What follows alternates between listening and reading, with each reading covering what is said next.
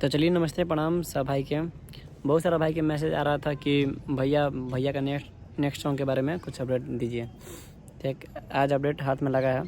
पवन भैया का एक लोकगीत बहुत जल्द जेपी स्टार से आने वाला है। शायद उसका पोस्टर आज रिलीज़ हो जाए चाहे कल मतलब रिलीज़ होगा। उसमें पवन भैया के साथ काम किए हैं संजना सिंह, सैया सुनीना की हीरोइन,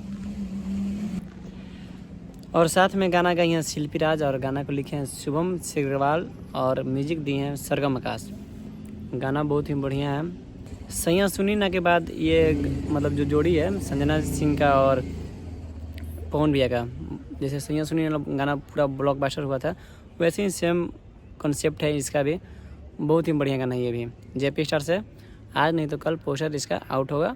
और गाना को शिल्पी राज साथ में गाया और हमारे भोजपुरी के पावर स्टार पवन भैया साथ में गए हैं और संजना जी काम किए हैं। सरगम आकाश का म्यूजिक है। थोड़ा सा इंतज़ार कीजिए, बहुत जल्द पोस्टर उसका आ रहा है और गाना बहुत ही बवाल है।